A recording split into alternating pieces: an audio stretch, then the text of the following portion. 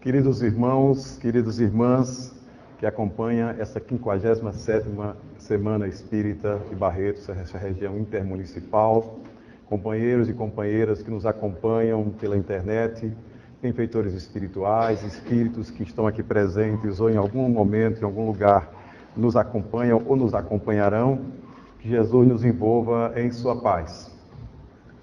Queiram receber o abraço fraterno daqueles que morejam no movimento espírita em Campina Grande, Paraíba, que, como vocês, têm os mesmos desafios de definitivamente assimilarmos o Evangelho de Jesus, graças ao entendimento proposto por Allan Kardec e os espíritos espíritas.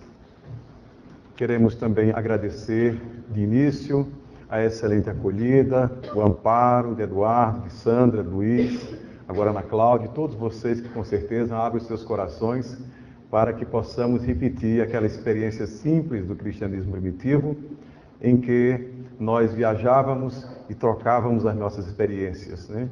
Naquele tempo era um pouco mais difícil, era a pé, era camelo, hoje é infinitamente mais fácil. Mas a mesma sede de fraternidade.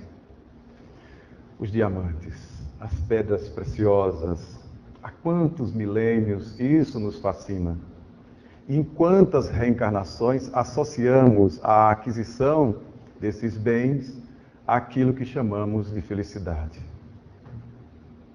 E às vezes nos perdemos e desconhecemos a origem de todo esse fascínio.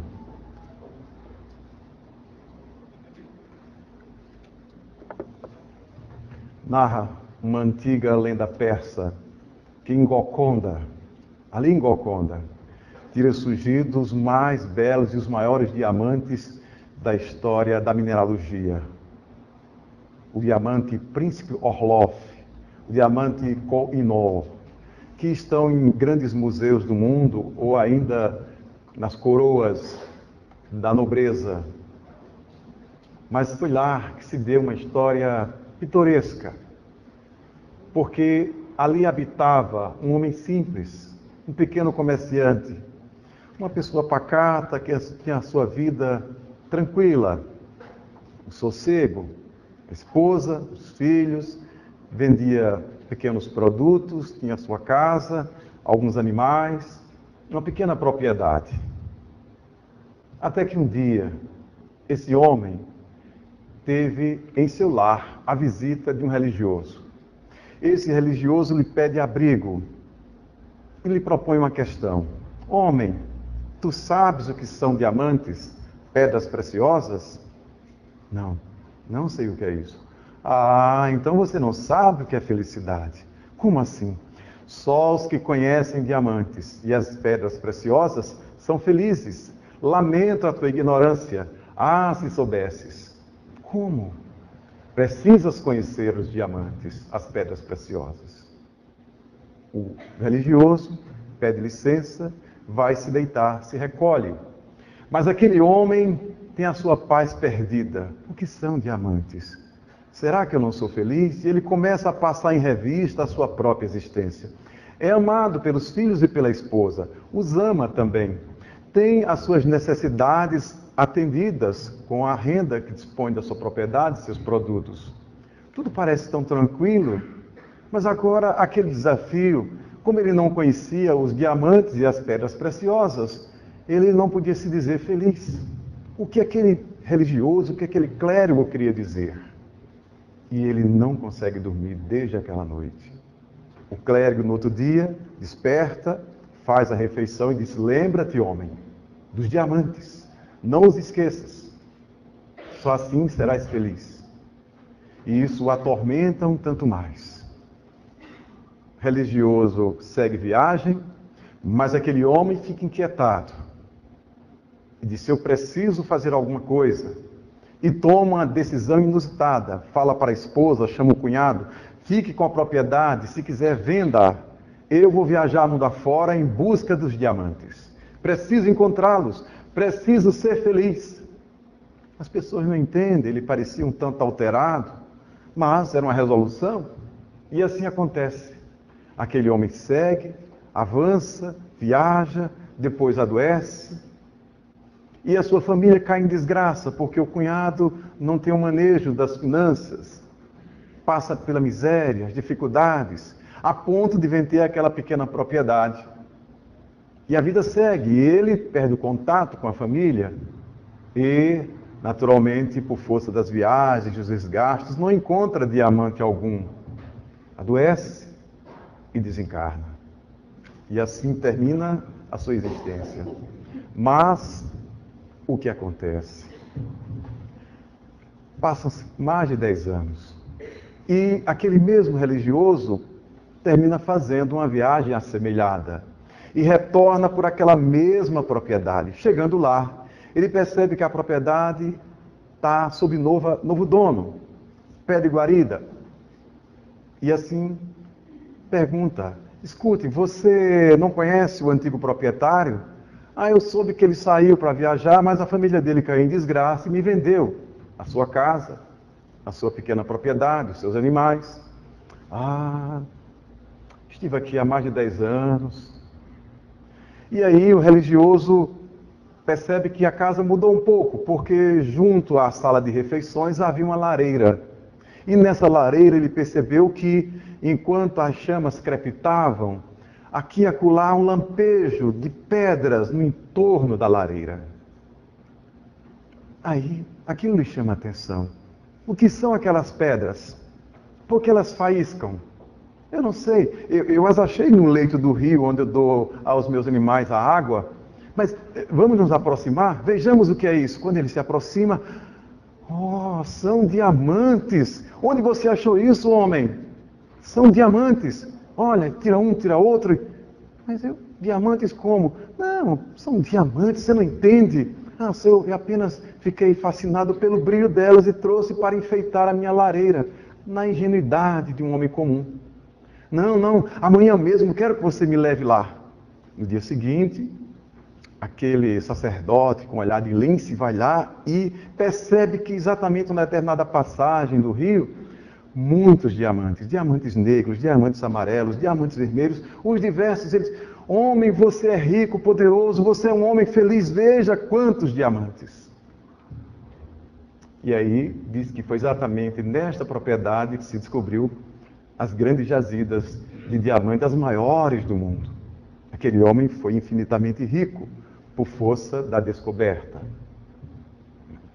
Essa é uma história que o espírito Joana de Ângeles, em psicografia de Divaldo Pereira Franco, recupera para todos nós, mostrando que muitas vezes trazemos no seio da alma os nossos próprios diamantes, os nossos tesouros espirituais, mas na dificuldade de avaliar adequadamente, identificar essas riquezas, nós seguimos ignorando o próprio tesouro que trazemos na alma. O espírito Rabindranath Tagore, ainda quando estava encarnado, grande poeta da Índia, amigo pessoal de Mahatma Gandhi, o único prêmio Nobel da literatura de toda a literatura oriental, ele, num apólogo rápido, quando estava ainda encarnado, escreveu algo tão bonito que o espírito irmão X, ou Humberto de Campos, aproveita como prefácio da obra Cartas e Crônicas, psicografada por Chico Xavier. Conta Tagore que certa vez um homem vinha do campo, tinha colhido mechas de algodão, colocou no seu alforje, na sua bolsa, e quando caminhava para seu casebre, para sua casa simples, eis que viu uma carruagem dourada ao seu encontro e para diante dele. Desce uma figura deslumbrante. E esta figura se dirige a esse pobre agricultor e diz: homem, dá-me um pouco da tua colheita, da tua riqueza. Então o homem pensou consigo, ora, quem é esta pessoa? Eu trabalho tanto, de sol a sol, e este homem desce de uma carruagem tão rica, tão ornada, e me pede um pouco do meu trabalho.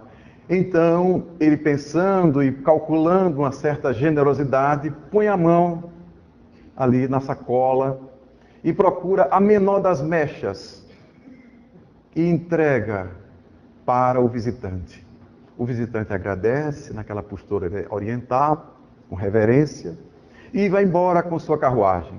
Quando o homem chega em casa, quando ele lança sobre a mesa, percebe que aquela mecha que ele tinha dado ao ilustre visitante, na verdade faiscava, era uma pedra preciosa, tinha se tornado. Conforme as tradições da minha região, eu tive um encontro com o Senhor da vida, mas no meu egoísmo não soube ser generoso. Porque não dei toda a sacola, porque não dei tudo, dei a menor das mechas e tem a menor das pepitas. Assim é a vida. Há um outro caso também nessa direção. Vocês vão virar a noite aqui de história em história, mas vamos chegar lá. Mas enfim, há um outro caso que conta que certa vez um pescador tinha o hábito de logo ao sair da aurora ir em busca do seu barquinho e começar o processo de pesca. Mas naquele dia teve uma insônia, não colou os olhos. E lá pelas 4 da madrugada o dia estava ainda escuro. Ele disse, já que eu estou em casa e não consigo dormir, vou para o meu barco. E no trajeto entre a sua casa, na orla, e o seu barco, no caminho ele tropeça num saco. Tropeça no saco. E aquilo irrita, está vendo? É o que dá, caminhar às escuras. Bem que eu poderia esperar a aurora, mas tropeça no saco. E assim, ele toma daquele saco e diz, quer saber da história? Eu vou levar para o meu barco. Para poder matar o tempo, leva aquele saco, é um saco de pedras. E ainda às escuras, enquanto a aurora não chega, ele vai lançando as pedras no mar. Uma, outra. E quando ele menos espera, percebe que o sol já desponta. E ele tem consigo a última pedra nas mãos. Então é tomado por uma curiosidade. Por que não vê que pedra era aquela? Isso é uma pedra qualquer, uma pedra calcária, uma pedra comum. Quando ele percebe, era uma pedra preciosa. Mas como eu desperdicei. Se eu tivesse guardado comigo, agora estão no fundo do mar, impossível alcançá-las. Como fui louco, joguei-as, desperdicei-as. Muitas vezes tem sido assim em nossas vidas. Tem sido assim porque o processo de felicidade, às vezes não sabemos. A própria dificuldade de definir o que é felicidade e ter consciência de que somos felizes. É um desafio para todos nós. Aprendemos com a mitologia grega e essa mitologia cá está dentro de nós porque nós somos reencarnacionistas. Quando nós estudamos história, não é a história dos outros, não é a história da humanidade, é a nossa história, porque muito provavelmente a maioria de nós, se não a totalidade, reencarnamos neste planeta. Então o que se deu aqui na Terra não nos é estranho. E o grande psicólogo e psiquiatra Carl Gustav Jung vai dizer que isso são estruturas arquetípicas, que essas histórias são universais, embora tenham umas traduções melhores nesta ou naquela cultura. Na mitologia grega e na mitologia romana, nós acreditávamos que a felicidade estava ligado à deusa Fortuna, uma deusa caprichosa que dizia assim, gostei desse, não gostei daquele, e então a pessoa recebia um quinhão especial. A pessoa, enfim, por um capricho dessa deusa, recebia a chamada boa sorte, a fortuna. E aquele que não tinha era um desafortunado.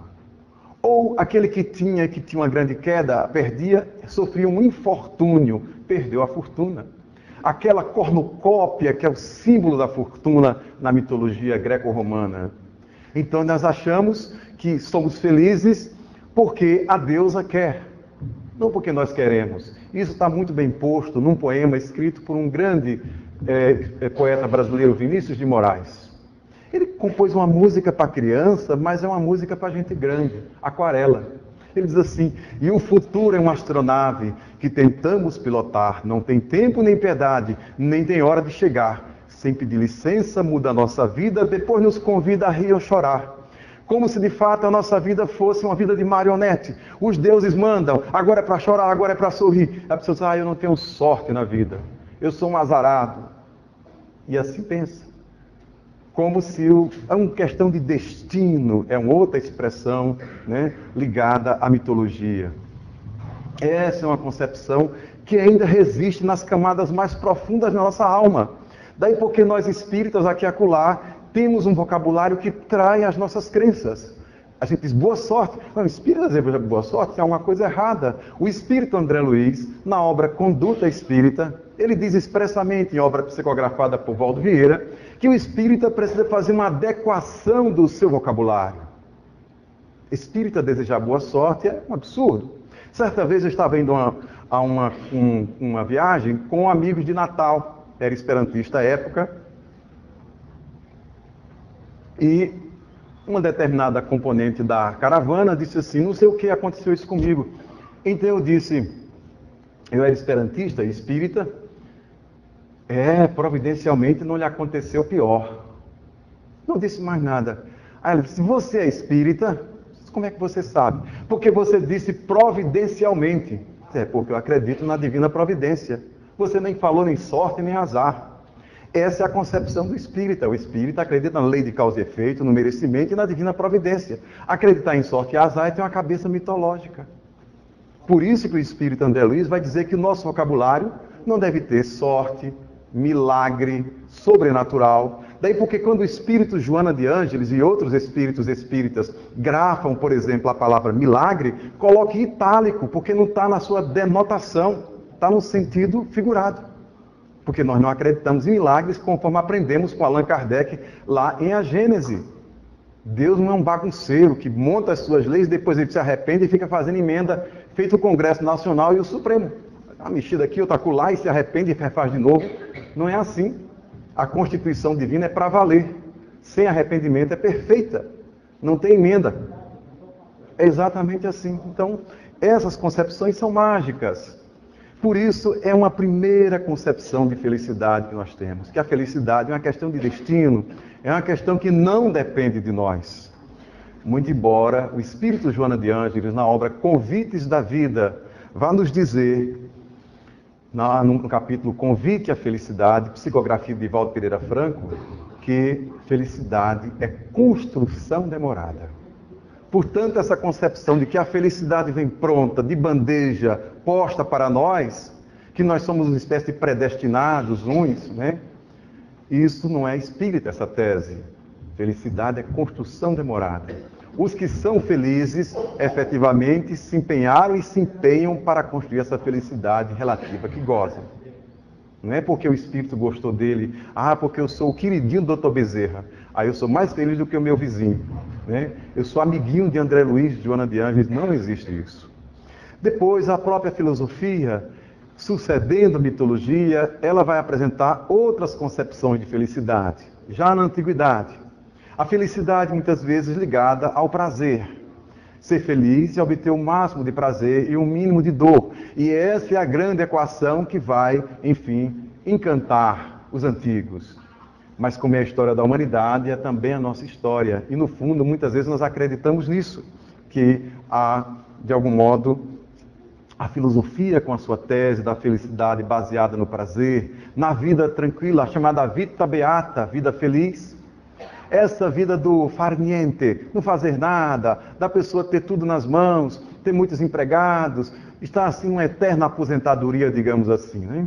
Aquela coisa, as facilidades. É o sonho de muita gente. Daí porque quantas pessoas assim, por enquanto eu não sou feliz, mas quando sair minha aposentadoria, aí eu vou à desforra, eu vou viajar, eu vou torrar o dinheiro, eu vou fazer isso, e começa a conceber os mais diversos projetos, como se ela estivesse suportando uma carga de felicidade, e o capítulo da felicidade vai começar no dia 1 da tal aposentadoria, que não é tão gorda como nós estamos percebendo, cada vez mais magra, porque boa parte dela é consumida pelos planos de saúde, etc, etc. Não é assim que acontece? Então, seguimos nós. Mais recentemente, a felicidade ela sai da esfera da filosofia E a psicologia que ali, antes da Segunda Guerra Mundial, estava preocupada com o bem-estar do ser humano, ela foi deslocada na sua pauta para lidar com os maiores conflitos das pessoas que voltavam traumatizadas pelo grande conflito da Segunda Guerra. Mas depois retoma essa pauta e muito recentemente a psicologia chamada psicologia positiva vai colocar em discussão exatamente o que é a felicidade, como definir essa felicidade. Os trabalhos de Seligman e outros agora dando corpo a essa seção da psicologia. E mais recentemente eles vão chamar a felicidade de bem-estar subjetivo. Há uma preocupação científica em definir, em quantificar a felicidade. Por sua vez, a economia também começa a falar, além do PIB, um produto, uma espécie de produto interno de felicidade. Há certos países como o Butão, em que as pessoas, mesmo tanto pobres, elas são mais felizes do que muita gente do mundo afora. Diz que certa vez, um grande magnata americano, um empresário, ele estava afogado, perturbado, com tantas preocupações, as suas empresas, os lucros, a bolsa, e ele terminou enfermando. E já estava com toque, com dificuldades diversas. Foi a um psiquiatra. E o médico, vendo o diagnóstico que ele caminhava para um câncer, para coisas mais graves, porque os conflitos já estavam se somatizando, disse: o senhor tem que sair dessa ciranda financeira, tem que se despreocupar das suas empresas, tem que sair dos Estados Unidos, sair de Nova York, vá para uma parte do mundo em que assim a vida é levada na valsa. Como assim? O Brasil, lá diz que leva a vida na valsa o povo brasileiro, vai para lá, sobrou para a gente, vai para o Brasil. Né? Mas vai lá para uma tal de Paraíba, ali no litoral da Paraíba, diz que é a moleza lá, vai para lá, esqueça tudo. Né? Mas isso faz bem, você vai passar umas 2 semanas lá, fica na beira da praia, se esqueça das empresas, delegue para alguém, esqueça de tudo. Aí o homem obediente, né, estava diante de um grande psiquiatra, tomou de um avião, levou um intérprete e foi para o litoral da Paraíba, ali, o litoral sul, aquela moleza, aquela coisa, né? A praia deslumbrante, poucas construções, só aquela vila de pescadores, aquele pessoal sai de manhãzinha na sua canoinha, pega uns peixinhos, volta para casa. E aquele homem tinha uma capacidade sempre empresarial, sempre ficava observando os pescadores. Eles entravam no mar, pescavam os peixes do dia, voltavam e diziam: mas que homens bobos, olha só, esse mar piscoso, e eles pegam só uns peixinhos e voltam para consumir no outro dia a mesma coisa. Aí chamou um deles, chamou o intérprete, diga para ele que ele está perdendo dinheiro. Ele não conseguiu se desligar da lógica do capitalismo. Diga para ele que ao invés dele pescar esse peixinho, ele pesque muito. Aí o meu empresário está dizendo que o senhor tem que pescar mais, sei o quê. Aí o homem disse: para quê? Ora, diga para ele que ele tem que juntar muito peixe, comprar um freezer, um frigorífico, acumular e vender. E começou a colocar a lógica de empresa, né? Diga para ele, faça isso. Aí o pescador: para quê? Ele disse que se você tiver um frigorífico, você vai ganhar muito dinheiro, vai ter dinheiro na bolsa, vai ter... Aí o pescador pergunta ele: para quê? Ora, para quê? Se você tiver muito dinheiro, vai começar a... Aí ele disse depois: ora, quando ele tiver bastante dinheiro, ele vai poder fazer o que bem entender, inclusive viajar, vir para uma praia que nem essa, né? Aí disse: eu já estou aqui sem fazer nada disso, para que fazer tudo isso? Lógica de louco. Exatamente isso. Né? Já estou aqui sem fazer nenhum esforço, né? Sem dar esse giro no mundo. Né? Mas é exatamente assim. Por isso que a psicologia positiva, ela vai colocar que as ditas pessoas que têm um bem-estar subjetivo, elas normalmente são resilientes. Elas passam por grandes dificuldades. Elas sofrem golpes, atravessam dificuldades. Mas a resiliência é essa concepção que veio da física, ou seja, um determinado material se deforma por força de um golpe e depois volta à sua posição original. Essa plasticidade. Às vezes uma moça que a gente aplica ali num metal, e esse metal, como ele é mais molinho, ele volta. Quanto mais rígido, mais difícil, menor a resiliência. Então, esse conceito da física hoje já foi apropriado pela linguística e pela psicologia. As pessoas mais resilientes, elas são mais plásticas. Elas tropeçam, mas não caem, digamos assim. Né? Elas deformam, elas sofrem um golpe, mas elas têm uma capacidade de voltar à normalidade, ao equilíbrio. Pode durar um dia, pode durar uma semana. Elas choram, elas se machucam, mas não ficam remoendo aquela coisa. Não, tem mais vida, tem jogo, vamos voltar para o jogo, né? E não ficar falando daquele 7-1 que nós tomamos, a não sei quanto, aquela Copa passada. Tem gente que até hoje não se recuperou. Isso é falta de resiliência, né? A gente já está resignado. Essa Copa, já tem gente resignado. Já está pensando no Catar, não é isso? Nós vamos catar no Catar, né? Não sei quando, mas daqui a 4 anos. Mas é isso. As pessoas ditas com bem-estar subjetivo elevado, elas também são muito habilidosas nos seus relacionamentos afetivos. Primeiro, elas têm uma relação de qualidade consigo mesmas, e isso comprovando Jesus. Amarás o teu próximo como a ti mesmo. Amarás o teu Deus, todo o teu coração, toda a tua alma, todo o teu espírito. São pessoas que efetivamente, não que elas tenham uma relação maravilhosa, às vezes a outra pessoa é um tanto problemática, mas elas têm um relacionamento dito positivo, de regra mais ligado a um equilíbrio. Normalmente as pessoas menos felizes, elas são muito atrapalhadas nos seus relacionamentos. É um critério, né? É uma coisa difícil, a vida não flui, travada, né? É aquela história da alma algemada e não da alma gêmea, que o pessoal diz no movimento espírita, e por aí vai. Um critério é exatamente esse: os relacionamentos afetivos são muito gratificantes. Aquela lógica que tem exatamente que a pessoa faz um pacto com o outro, de crescimento mútuo, tu cresces, eu cresço e nós crescemos. Eu e a minha companheira, nós escrevemos um livrinho, Letras de Amor e Luz.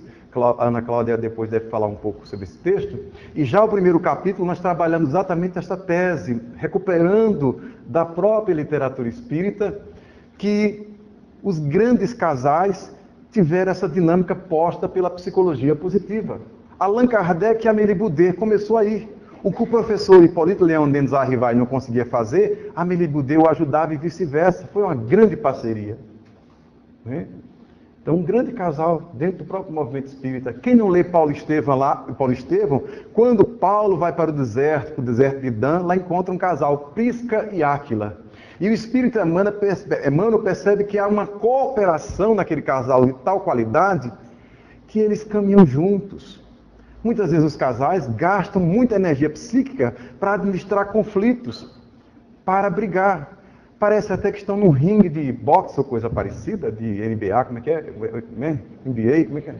Como é? MMA, esse negócio aí de MMA, exatamente, MMA, né? Então, quando a lógica é, hoje, todos nós, porque nós nos casamos por amor, nós só namoramos por amor, então, é associar crescimento afetivo com crescimento espiritual. Esse é o grande desafio para todos nós. Então, essa é uma marca da psicologia positiva na questão da felicidade. Além disso, as pessoas que têm um alto grau de bem-estar subjetivo, elas são muito otimistas. Notícias ruins, conjunturas difíceis, sempre existiram e haverão de continuar existindo por algum tempo nesse planeta de provas e expiações. Mas o que diferencia são aquelas pessoas que elas sempre abrem uma janela, elas encontram um aspecto gratificante para compensar o desgaste das coisas ruins. Há, inclusive, na psicologia, um cálculo chamado Lei de Losada, que é um psicólogo brasileiro que mora nos Estados Unidos, radicado nos Estados Unidos, que fez uma pesquisa para quantificar qual é ali a percentagem para que a pessoa se diga mais ou menos feliz. E ele vai dizer o seguinte, a lei chamada Lei de Losada, que as pessoas que tiverem 75% de experiências gratificantes, compensadoras durante o dia, e 25% engolindo sapo, coisas desgastantes, desfavoráveis, essas pessoas devem se dizer felizes. Não, mas eu quero 100%, só felicidade. Aí é um problema. Nesse planeta ainda não. Mas a lei de Losada, 75%. Hoje aconteceu isso. Quando a gente faz um balanço do dia, quanta coisa boa nos sucedeu, ou quanta coisa ruim poderia ter nos sucedido e não aconteceu. Então a gente já pode se sentir feliz. Mas aconteceu aquela coisa desagradável naquele momento, faz parte. É nos 25% ali. Está muito bom, 75% saldo positivo, aprovado por média, né? Mais ou menos isso. entra a lei de Losada, então as pessoas são otimistas. Quem lê Paulo Estevão, esse grande romance do Espírito Emmanuel, psicografado por Chico Xavier, vai perceber lá, naquele capítulo Corações Flagelados, e logo no seguinte, quando aquela família judia que mora nos arredores de Corinto, Jochebed ben Jared, Abigail, né, e o irmão dela, Gesiel, eles são presos pelas autoridades romanas. Eles são lançados numa cela infecta. Imagine que tipo de cela os romanos ofereciam para os detestados judeus da época. E ali qualquer pessoa podia sentir-se desolada, sofrida. Puxa, amanhã vai ter tortura. A pessoa imaginar as piores coisas. Estão naquele chão frio. Vocês estão achando isso frio, mas imagine Roma. Tudo muito difícil. Ratos, etc. E ali, apreensivos com o que iria se suceder ao raiar do dia, Gesiel diz: "Oh, Abigail, felizmente nos colocaram numa cela que tem uma grade e a gente pode contemplar as estrelas." Quem tem otimismo sempre acha uma brecha para ser feliz. Perceberam? É exatamente isso, porque a gente percebe que Gesiel é essa figura, né, completa, é um personagem que é para nós uma grande referência, é o mesmo Estevão na sequência do romance. E nós não temos nenhuma razão para continuar adiando a leitura ou a releitura de Paulo Estevão. É um livro que tem mais de 75 anos de psicografado. O pessoal fica procurando novidade, mas a obra espírita de qualidade já está psicografada. É de Chico Xavier, de Valdo Franco, Raul Teixeira, etc, etc. Tem muita novidade boba, a pessoa gasta dinheiro, gasta tempo, gasta juízo, porque se desequilibra, para voltar ao equilíbrio é mais difícil. Então vamos ler Chico Xavier. Mas eu não tenho mais dinheiro. Releia, vamos reler. Sueli Calda Schubert, aqui de Juiz de Fora, ela chega a dizer que uma vez por ano relê Paulo Estevão. É um romance, não é para ser lido, é para ser relido sempre. Ali a gente volta ao texto e encontra coisas novas, como essa pérola de Gesiel. E também, essas pessoas, elas encontram sentido. É o que está acontecendo hoje no sentido contrário. Por que esse surto de suicídio? Por que esse desencanto? Por que essa depressão? Porque a pessoa começa a achar que a sua vida está caótica. Ela é confusa, ela caminha sem uma razão de ser. Ora, nós temos a logoterapia de Viktor Frankl. E essa sessão da psicologia foi exatamente gestada numa situação muito adversa, em pleno campo de concentração na Segunda Guerra Mundial. Dr. Viktor Frankl era uma pessoa feliz, com sua esposa, seus familiares, atendendo aos seus pacientes na Áustria. Vêm as forças de Hitler, o aprisionam, assassina a sua esposa, os seus familiares, e ele fica lá lançado no campo de concentração.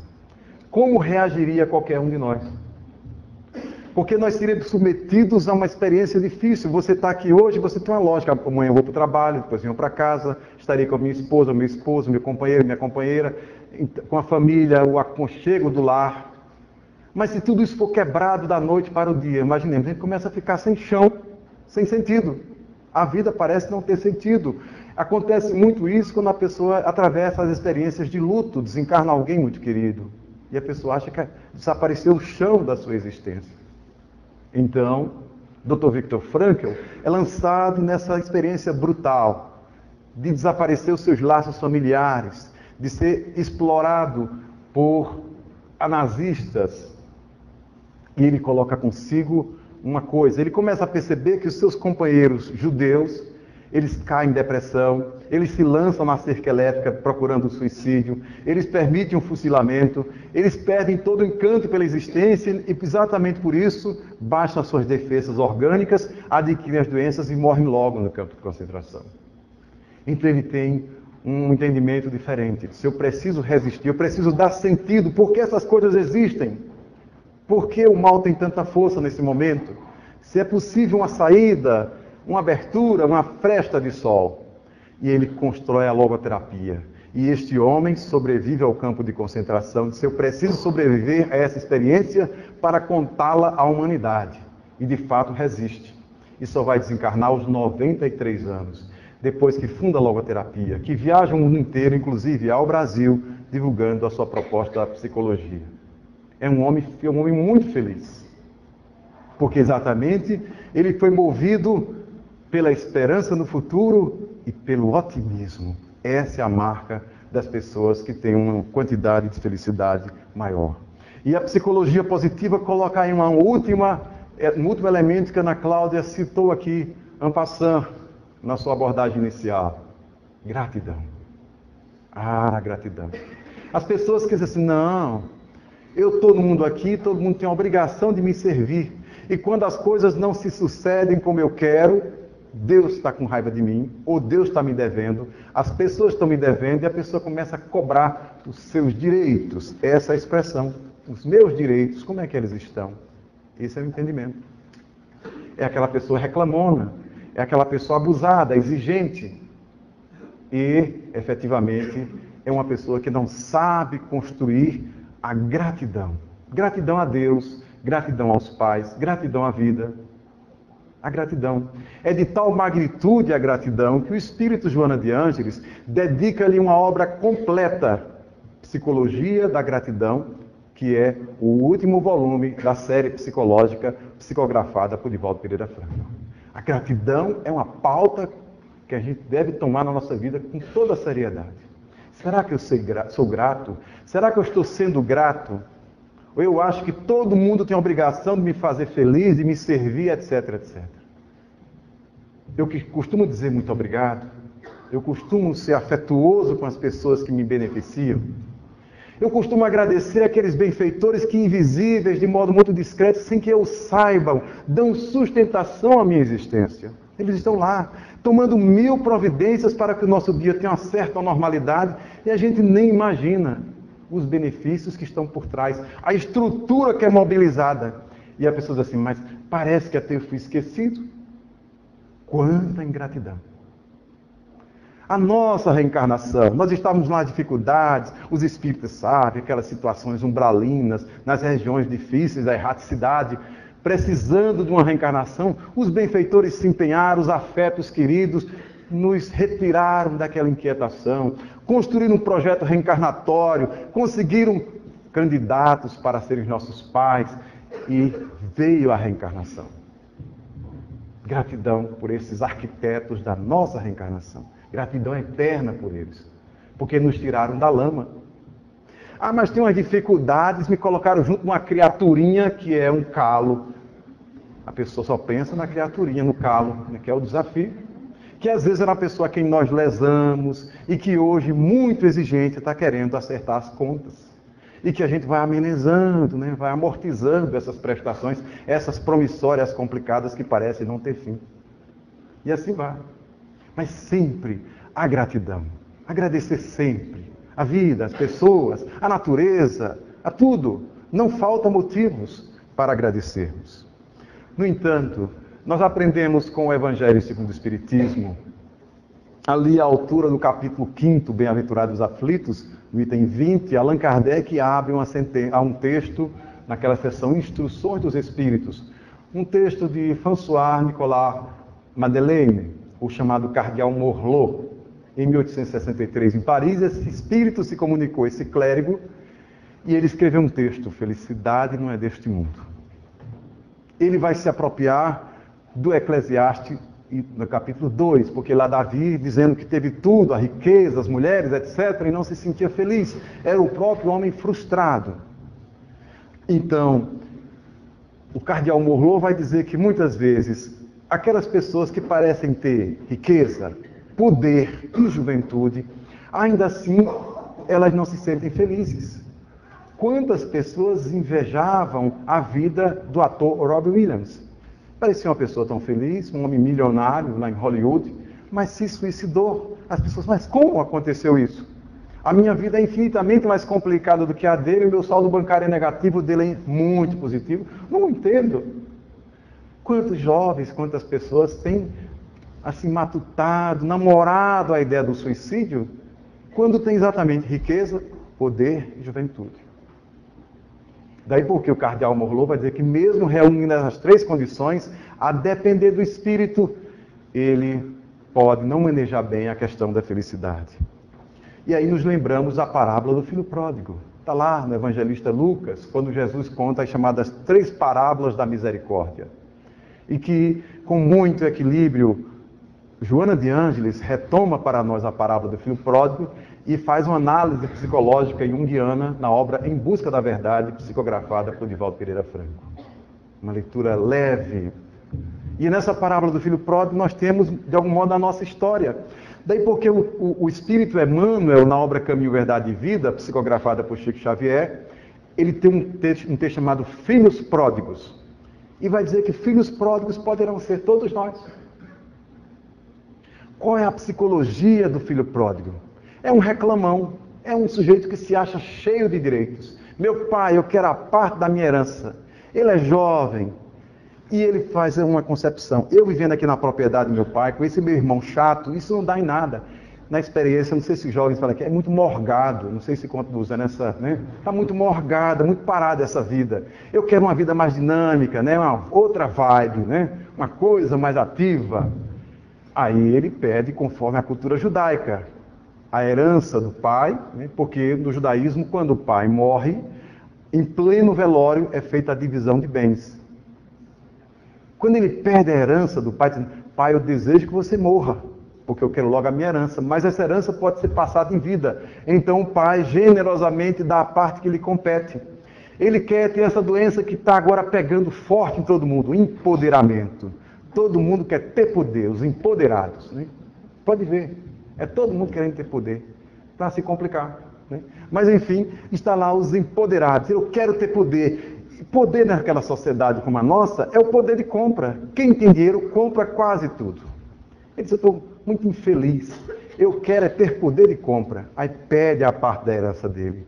Como ele é jovem, é inconsequente, é imaturo, ele diz, eu vou ser feliz. Ser feliz é ter bastante dinheiro, a parte da minha herança, e seguir com aqueles que buscam os prazeres, a lógica da felicidade na antiguidade. E aí o texto é claro, diz que ele vai gastar com as bebedeiras, com prostitutas, enfim, vai gozar tudo que o dinheiro é capaz de dar na perspectiva superficial da existência. Mas os recursos se esgotam. E quando se esgotam, aí o texto vai dizer que este homem foi decaindo a ponto de ter que comer aquela comida posta para os porcos. Uma alfarroba da região amarga que não prestava para nada e se dava para os porcos.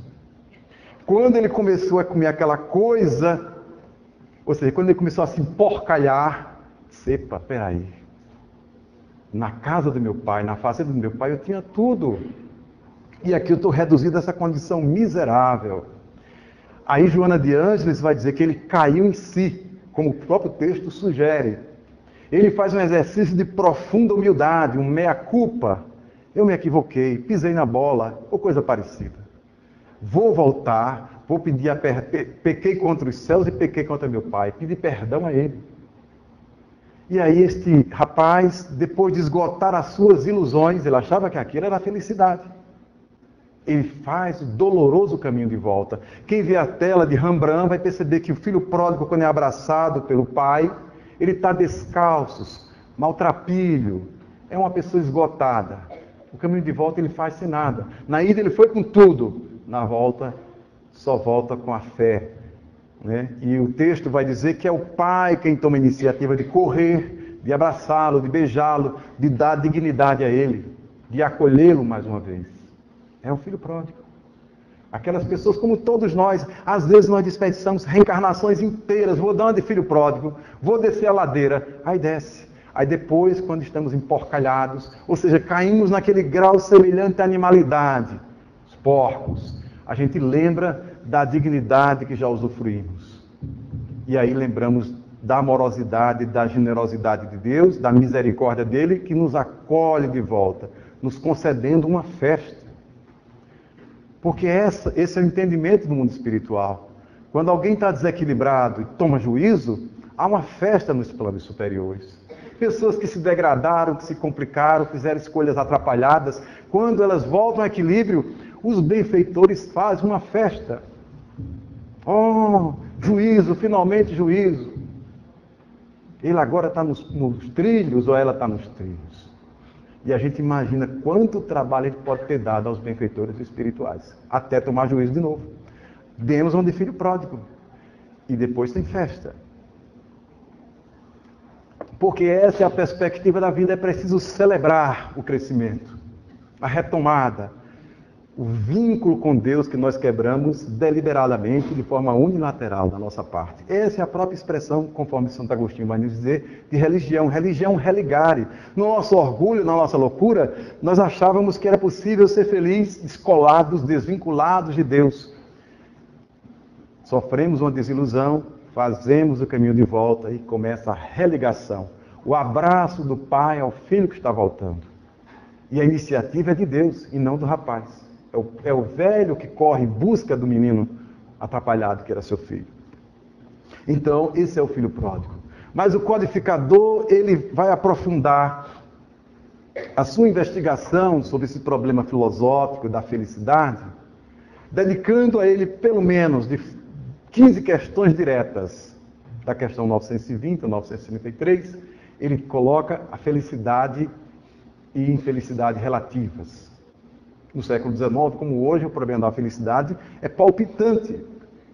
E ele pergunta já na questão 920, embora nas questões anteriores, na 917 e na 919A, que vem do finalzinho do livro terceiro do Livro dos Espíritos, que é o nosso livro de fundamentos, que não pode, é um livro que tem que ser encebado de tanto a gente manusear. Quando a gente vai à casa do espírita e o Livro dos Espíritos está muito novinho, tem alguma coisa errada. Né?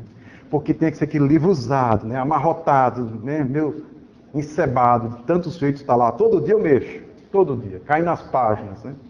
Ele está muito arrumadinho, ou o sujeito comprou uma edição nova, a outra usou tanto que já não serve mais, ou ele é um espírita meio fingido, porque é um espírita que vai à casa espírita, mas não é um espírita esclarecido, como diz Allan Kardec. Mas enfim, na 917, Allan Kardec, no seu comentário, vai dizer que o egoísmo é aquilo que entrava a felicidade humana. É uma grande chave para todos nós. Então, se perguntarmos por que fomos infelizes aqui e acolá, se formos honestos, haveremos de entender que foi o nosso egoísmo que interferiu nos nossos planos, que determinou essa ou aquela escolha, por isso o resultado foi infelicidade. Quanto menos egoísta, quanto mais altruísta, mais caridosos, mais amorosos somos, maior nosso grau de felicidade, podemos concluir a partir da 917.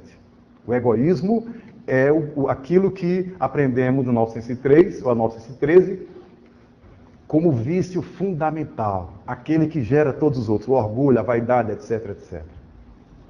Então, e na 919, nós aprendemos ali com Santo Agostinho a exatamente acompanhar a nossa vida, que é aquele processo de autoconhecimento. De modo que a pessoa vai dia a dia observando como está a sua construção de felicidade. Para não ser surpreendido, se passaram 50 anos da minha vida, agora que eu estou tomando consciência que eu sou feliz ou menos feliz ou pouco mais feliz. Quando a gente deve ter essa preocupação agostiniana de diariamente fazer um balanço. Todo mundo tem que entender um pouquinho de contabilidade. Né? Olha, hoje eu fiz isso, deixei de fazer aquilo. Com muita honestidade, se enfrentar para no dia seguinte, aprofundar os acertos, renunciar os erros, aprender com a própria vida, aprender consigo mesmo, ser mestre de si mesmo, não somente com os livros. Mas na questão 920, já quando Allan Kardec abre o livro 4, né, o último livro do Livro dos Espíritos, Esperanças e Consolações, ele pergunta aos benfeitores se pode o homem gozar da mais completa felicidade na Terra.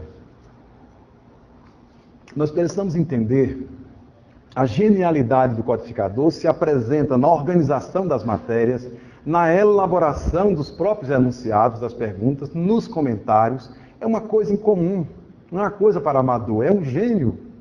Então, olha só a formulação. Se o homem pode gozar da mais completa felicidade na Terra. Porque também, por força das religiões, nós construímos uma lógica meio absurda. Nós, assim, quando eu for para o outro lado da vida, para o céu, para isto, para aquilo outro, os espíritos, assim, quando eu for para nosso lar, para as colônias, aí eu serei feliz. Mas o Espírito pergunta na Terra, Allan Kardec pergunta aos Espíritos, melhor dizendo, na Terra. E ele pergunta a felicidade completa, se nós podemos gozar da felicidade completa na Terra. E os Espíritos vão responder ao codificador que não. Completa não. Na terra não pode dar para ser completa. Porque esta terra é posta para nós como um espaço para provas e expiações. Aí tem algumas pessoas que dão uma derrapada na língua portuguesa, um problema ortográfico. Porque entende provas como se está provando bolo. Gostoso, gostoso, essa torta de limão, aquela fica provando, vai passar a vida provando torta. E vai terminar um pouco acima do peso. Ou espiando. Espiando as comidas, espiando as coisas. Espiando com S, quando é expiação com X. A minha vida foi sobre provas e expiações. Eu beliscava aqui, lá, e assim vai. Não é isso. Provas e expiações como resgates, como desafios. Eu ainda estou precisando me ajustar nesse ponto. Então, eu sou submetido a uma prova, a uma coisa que vai avaliar a minha resistência. Se eu já consolidei aquelas virtudes que eu penso que tenho. E as expiações é porque aquelas encrencas mais difíceis, que nós derrapamos sucessivas vezes, exatamente por isso perdemos a liberdade de prová-las, agora vai ser expiado. É o caso de Dona Ivone Pereira. Dona Ivone, nós bem sabemos que ela suicidou-se em sucessivas reencarnações, por encrencas amorosas. Era muito voluntariosa, tinha uns namoros atrapalhados, quando a coisa complicava, ela, suicídio.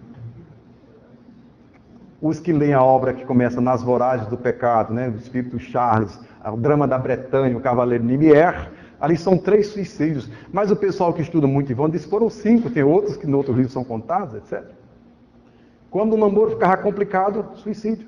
Resultado, na última existência, que ela reencarnou em 1906, desencarnou em 84, ela passou a vida inteira e tinha sempre o Espírito Charles com cartão vermelho. Namoro não, nessa não. Foi impedida de namorar. Rapaz bonito, aparecia, um partidão, cartão vermelho, nessa não. Porque namoro implica suicídio para ela. Ela teve que quebrar. Já pensou passar a vida inteira sem namorar? Foi assim. Foi assim. Porque ela fez uma associação, namoro dá suicídio. Então, para quebrar o jogo, né, não pode ter namoro para não ter suicídio. Porque ela ficou condicionada. E cada um vai encontrar a sua esfera de expiação, que é aquela coisa que você não consegue mexer. Aí, nesse caso, resta a aceitação lá da filosofia dos estoicos. Há coisas que eu não posso mexer. Não adianta teimar, eu vou perder energia. Então, resta aceitar. Eu nasci com o dedo torto, vou ficar com o dedo torto. Não, mas vou consertar, aí o dedo fica mais torto ainda. Tem casos que é melhor deixar tortinho. Lembra, ainda hoje nós comentávamos, né? Eu e Eduardo, lembra Eduardo? Cadê Eduardo? Nós comentávamos aquela questão da disfunção de um dos olhos de Chico Xavier. Chico Xavier tinha um olho afetado, em determinado momento ele porejava sangue, aquela coisa toda. E certa vez, vamos dizer assim, Chico, o próprio Zé Arigó disse que faria a cirurgia para Chico não ter mais aquele problema do olho, e Chico recusou. E alguém foi lá em Pedro Leopoldo e disse, Chico, eu encontrei um homem que você tendo qualquer doença, você dá 5 contos e ele reza você num toco, você coloca a parte do dente no toco, ele dá umas voltas e você fica bonzinho. Eu vi isso, Chico, eu vi. Chico, vá lá, coloca o seu olho no toco, eu dou 5 contos e você vai ficar bom. Aí Chico ficou animado, será grande chance de ficar com o olho bom, né? Aquele olho desconfortável e tal. Tá, o negócio do toco é bom. Pense, se o SUS descobre esse negócio do toco, pronto, acabou o problema, né? Os planos de saúde também, né? Você vai ter o Bolsa Toco. Todo mundo tem direito ao toco uma vez por mês e ficar bom de tudo que complicou-se, né? Aí Chico disse, eu vou lá, eu vou pegar esse olho do toco, vai pagar os 5 contos, pronto, Chico se animou. Aí a Emmanuel disse, meu filho, não. Você sabe porque esse olho tem esse problema. E que você precisa sentir a dor deste olho. Porque pimenta nos olhos dos outros, refresco. Mas a terapia do espelho é quando você vai sentir na própria pele a dor que impôs a outro. Aí ele precisava passar por aquela dor. Aí Chico se resignou, passou a vida inteira sofrendo aquele problema do olho. Há coisas que precisam ser aceitas. E tem gente que passa a vida inteira reclamando daquilo que ela exatamente precisa expiar. Ela não sabe diferenciar o que é prova e o que é expiação. Prova, dá para você mexer, tem uma margem. A expiação é um pacote fechado. Não adianta mexer. Né? Porque você já perdeu a liberdade por força das sucessivas quedas anteriores. Então, aí está a felicidade completa na Terra é uma coisa meio avantajada, é uma coisa meio inflacionada, aquelas pessoas que têm uma psicologia de Deus ou de deusa grega, que quer tudo 100%. Ora, se eu sou um espírito em evolução, com complicações, com desafios, faz sentido, é justo que eu viva num planeta de expiações e provas. É compatível com as minhas necessidades. Então, se é um planeta de expiações e provas, faz sentido que eu tenha uma felicidade incompleta. Que aqui e acolá ela seja afetada por uma ocorrência ou outra. No entanto, eu não posso ser um pessimista. O mundo é um vale de lágrimas, a terra é um vale de lágrimas, só tem coisa ruim. Feito aquele, não sei se vocês conhecem um personagem de um antigo desenho, Lip Harry, né? Que era uma hiena e um leão, não é isso? Aí, o leão é todo otimista, né? E a hiena é, ó vida, ó Deus, ó azar, já vida? Lembra-se? É Lip Harry.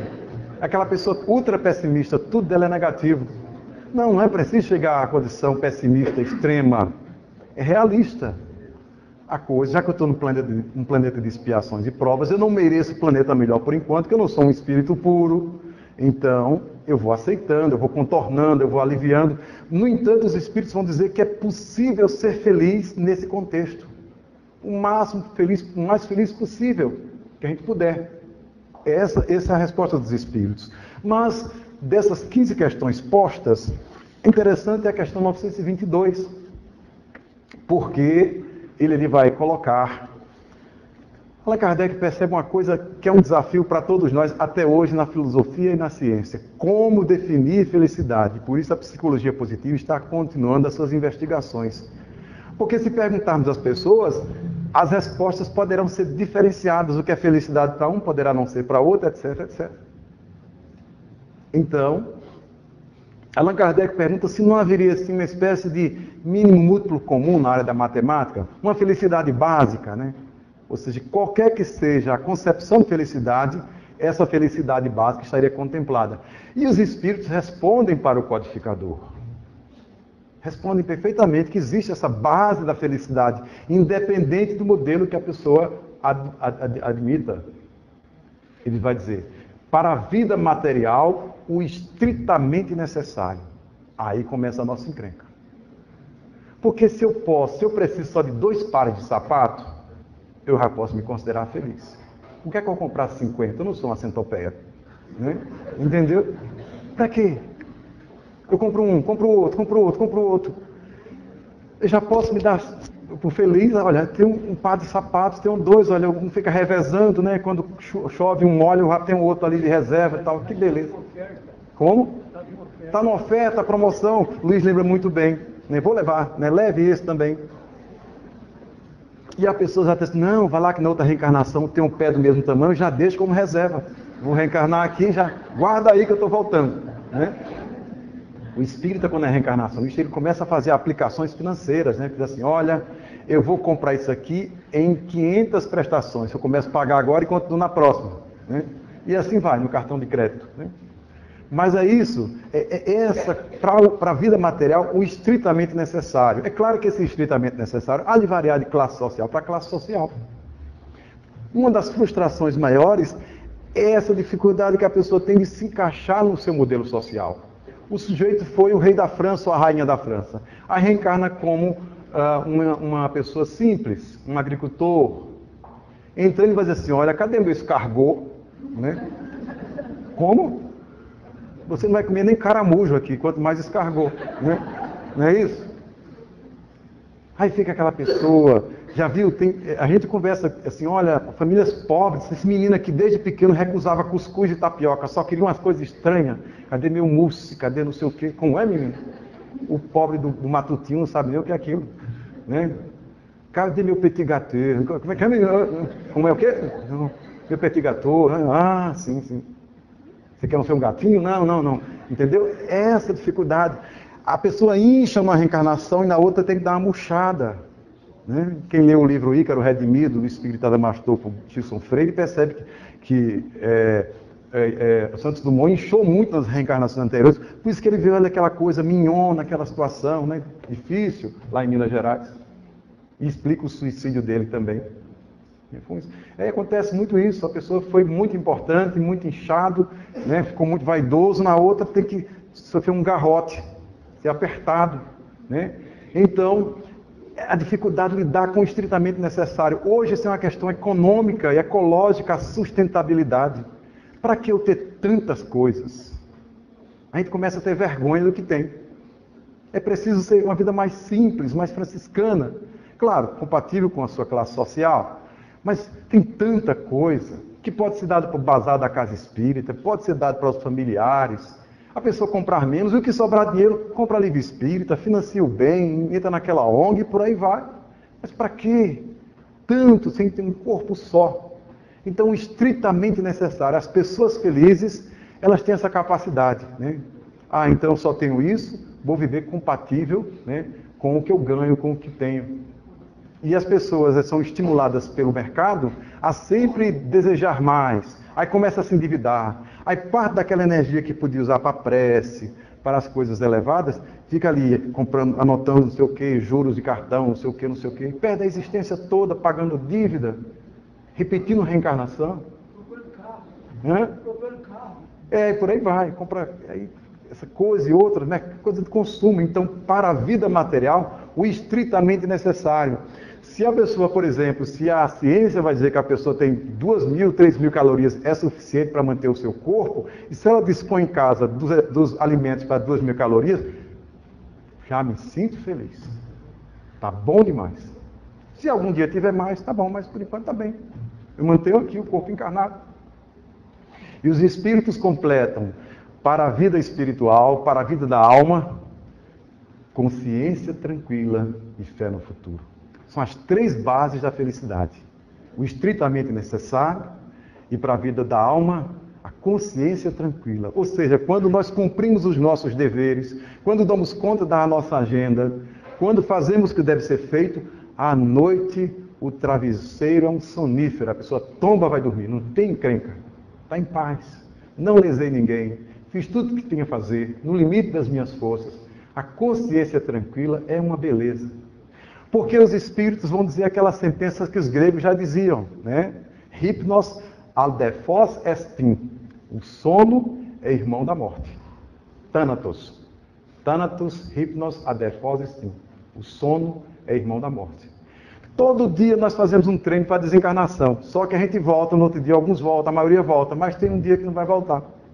A desencarnação é isso, é um sono que a pessoa vai e não acorda. Acorda do outro lado. A ressurreição do entendimento de Paulo, né? Então, é exatamente isso. A gente, efetivamente, todo dia está treinando a desencarnar. Tem um texto muito bom do Espírito Irmão X, está na obra Cartas e Crônicas, psicografada por Chico Xavier, chamado Treinamento para a Morte. E Irmão X vai, inclusive, na alimentação. Na alimentação, tem as pessoas que vão abusando da mesa, aí quando desencarna, quer um repasto que não tem do outro lado. Lembra lá em Nosso Lar que houve uma revolta porque o pessoal queria comer um regime carnívoro, etc, etc. E o ministro teve que jogar duro, né? Teve que fazer uma lava-jato do outro lado, né? Apertar a turma, né? Exatamente. Porque os carnívoros, não, a gente quer aquela sopa de carne a qual nos acostumamos já na Terra. Treinamento para a morte, né? Então, aí está a consciência tranquila. A gente precisa, essa coisa não vai se adquirir assim de uma noite para o dia. A gente precisa retomar a questão 919A, aquela que Santo Agostinho se demora dizendo, fazei como eu fazia quando estava encarnado, diariamente, fazia um balanço, perguntava a mim mesmo, etc, etc. Todo dia a gente vai cumprir os meus deveres, dei conta do que eu tenho que fazer, como é que eu faço com isso, né? Então, e fé no futuro, que é o caso de Gesiel. Às vezes a conjuntura, a pessoa é um homem de bem, uma mulher de bem, fez tudo que é certo, está em paz com a consciência, mas ela vive numa sociedade que muita coisa lhe escapa ao controle. A sociedade não vive num controle remoto, ela não tem um controle dos outros, de toda a população, da situação. Então, às vezes, a pessoa tem que se resignar, tem que construir uma perspectiva. Não, dias melhores virão. Isso não vai continuar sempre assim. E, de fato, acontece. Então, a fé no futuro não no sentido só temporal, mas no futuro, quando fala os espíritos, Allan Kardec, ele aproveita lá a vida futura em O Evangelho segundo o Espiritismo. a vida espiritual, porque há coisas que nós nos frustramos aqui e na perspectiva do mundo espiritual nós teremos as compensações merecidas. Então, percebemos aí que o codificador, junto com os espíritos, nos colocam a questão da felicidade em bases muito simples, em 3 elementos. E Jesus vai nos colocar a felicidade nas chamadas 8 bem-aventuranças, quando ele diz claramente, bem-aventurados, pobres pelo Espírito. Ou seja, algumas traduções em língua portuguesa colocam como Makarioi, que é do hebraico, ou em grego, Makarioi, ou Ashrei em hebraico, como a perspectiva da felicidade. Daí porque algumas Bíblias traduzem como felizes os pobres pelo Espírito, etc. A conjuntura daquelas pessoas que sofriam no tempo de Jesus era muito difícil. O indivíduo estava ali sob o controle militar romano, as dificuldades diversas, e ele tinha que efetivamente sofrer aquela opressão, e Jesus teve que consolar ali no monte as pessoas mais doídas na alma. Pessoas que tinham sido despojadas. Imagina uma mãe cujo filho foi morto de forma arbitrária por um soldado romano, uma filha estuprada, um outro escravizado, os diversos lutos. Por isso que a tradução é felizes os enlutados, né? Os que passaram pelo luto, que nós chamamos os tristes, os que choram, bem-aventurados os que choram. E Allan Kardec coloca como bem-aventurados os aflitos, que é o capítulo mais longo ali, o capítulo 5º. As bem-aventuranças são promessas de felicidade. Os gregos diziam Macário porque os gregos achavam que o indivíduo que tinha sido justo numa existência, mas não tinha recebido as compensações necessárias pela sua sociedade, eles depois de morto iriam para a ilha dos bem-aventurados, para uma espécie de paraíso.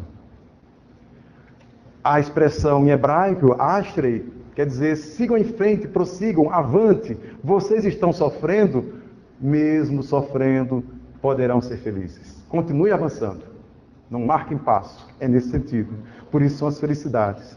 Ou Jesus dizia, de algum modo, com a ideia do reino dos céus. O reino dos céus é semelhante a um homem que viu uma pérola num campo e vendeu tudo que tinha, comprou aquele campo para ficar com aquela pérola.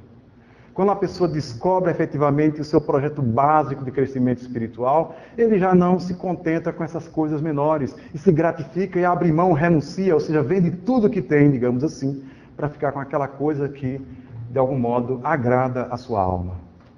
É uma metamorfose, né? É uma alquimia profunda. Às vezes, também, nós, por força das culpas acumuladas em outras existências, temos uma dificuldade de se dar o direito de ser feliz. Ser feliz relativamente, de se permitir essa perspectiva que Joana de Ângeles vai dizer na obra Encontro com a Paz e a Saúde. Ela dedica um capítulo inteiro, uma obra psicografada por Divaldo Franco, sobre a felicidade. Ela vai definir o que é felicidade, e ela é a conquista da felicidade. A felicidade não é um presente dos deuses, a felicidade é uma construção dia a dia, passo a passo, consciente de cada um de nós. A pessoa é feliz porque está trabalhando para isso. E se não for muito feliz nessa existência, está se empenhando ao máximo para que suas próximas existências, ou a vida na espiritualidade, haverá de ser bem feliz. Uma prova disso é que Allan Kardec nos socorre mais uma vez, mais do que a psicologia, porque ele chama aqueles que desencarnaram. E ele faz aquela catalogação na obra O Céu e o Inferno, na segunda parte, quando ele recolhe 66 espíritos, diversos depoimentos. Aqueles que já passaram pela morte, Allan Kardec vai fazer uma classificação pelas comunicações que ele obteve na Sociedade Parisiense de Estudos Espíritas. Espíritos suicidas, expiações terrestres, espíritos endurecidos. E a primeira categoria é espíritos felizes. Ele recolhe 17 espíritos. Se pegarmos 66, 17 sobre 66, dá 25,75%. É a categoria maior. Tem outra categoria com 10%. Mas a dos felizes, Allan Kardec coloca lá a maior. Mas abrindo lá esse grupo dos 17 espíritos felizes, temos exatamente Samson, que foi um espírita, e um homem muito sofrido, que na última parte da sua existência teve uma doença muito complicada. Então, na perspectiva da Terra, esse homem seria um infeliz, um pobre doente. Mas o depoimento dele é exatamente o contrário, daí porque Allan Kardec cataloga a conta de um espírito feliz. E ele lá diz que é uma pessoa feliz.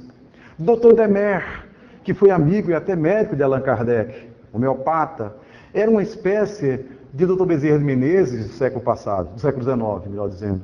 Ou, como o pessoal chamava, uma espécie de cura d'Arnes da medicina. Porque ele era um médico diferente. Ele procurava as pessoas que não podiam pagá-lo. Era diferente. Diz assim, uma pessoa rica, se um determinado médico não quiser atendê-la, por ela ter dinheiro, ela recorre a outro médico. Mas uma pessoa pobre, se ela não tiver assistência caridosa, ela fica sem médico algum, porque nós não tínhamos esse sistema que dispomos hoje, o Sistema Único de Saúde. Havia as santas casas de misericórdia dos católicos, mas era muito pouco para atender toda a população, e a população pobre. Então o Dr. Demer foi essa alma generosa, caridosa, que atendia as pessoas. E ele vai dizer, aqui eu já não tenho mais a fadiga do corpo. Aqui eu me sinto jovem, sem rugas. O sonho de muita gente, sem nada, pensou? Ele vai dizer como está um espírito lépido, feliz. E ele passou por muitas provações. Então não é o fato da pessoa ter problemas que ela é infeliz. Ele soube administrar essas crises, as dificuldades e manter o otimismo, a resiliência, aquelas categorias que foram descobertas pela psicologia positiva. Jobá, Samuel, Filipe. Allan Kardec vai mostrando e vai percebendo no depoimento desses espíritos que todos eles têm uma marca comum, passaram por largas provações, mas ainda assim são felizes. E agora, do outro lado, diz, agora eu sou feliz, agora eu sei que sou feliz. Estou mais feliz ainda. Portanto, a felicidade não depende desses condicionantes que normalmente as pessoas simplistas apresentam. É muito importante que a gente se dê o direito de reler esses 17 espíritos que estão lá na categoria Espíritos Felizes. Esse texto é de uma autoridade sem tamanho. Porque uma coisa é a gente sair teorizando as nossas variáveis aqui da Terra. Outra coisa é pegar quem passou pela dificuldade, do outro lado da vida a pessoa tem condições de avaliar, dizer efetivamente, sou feliz, fui feliz e sei por quê.